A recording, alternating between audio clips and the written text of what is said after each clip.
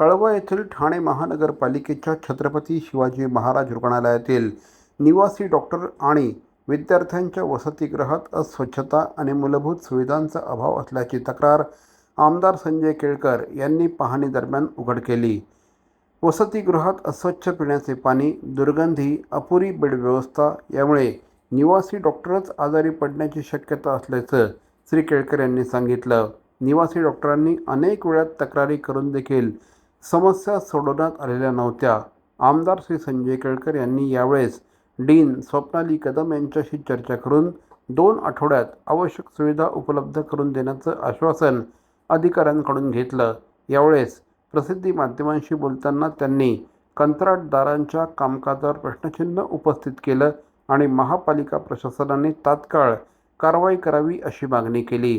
एखादी गंभीर घटना घडण्यापूर्वी प्रशासनाने या संदर्भात लक्ष देण्याची गरज असल्याचं देखील श्री केळकर यांनी म्हटलं आहे। या मार्ड नावाची जी संघटना आहे निवासी डॉक्टरांची आणि विद्यार्थ्यांची, त्यांच्या माझ्याकडे 2 वेळा तक्रारी आल्या होत्या आणि ठाण्याला जे आपलं मेडिकल कॉलेज जे आहे, या ठिकाणी छत्रपती शिवाजी हॉस्पिटल आहे, तर या ठिकाणी ही सगळी लोक सेवा देतात। यांची जी हॉस्टेल आहे या ठिकाणी खूप गंभीर समस्या आहे आणि या अनेक निवेदनं दिल्यानंतर देखील त्या समस्या सुटलेल्या नव्हत्या।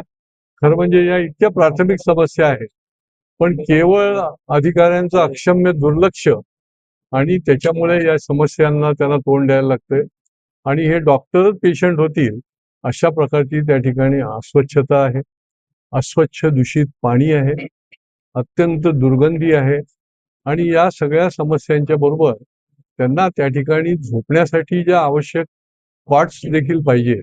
समजा एका रूम मध्ये 4 विद्यार्थी असतील तर 4 कॉट पाहिजेत, तर त्या देखील नाहीत।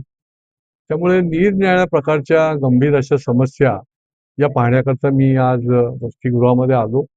इथल्या डीन आणि बाकीच्याही अधिकाऱ्यांशी माझी चर्चा झाली आणि 10 दिवसाच्या आतमध्ये त्यांनी या सगळ्या समस्या ज्या आहेत त्या दूर कराव्यात।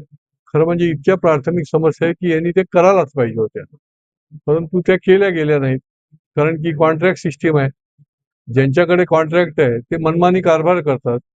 हे जणू काही आमच्या महापालिकेचे जावई आहेत की काय अशा पद्धतीने वागतात।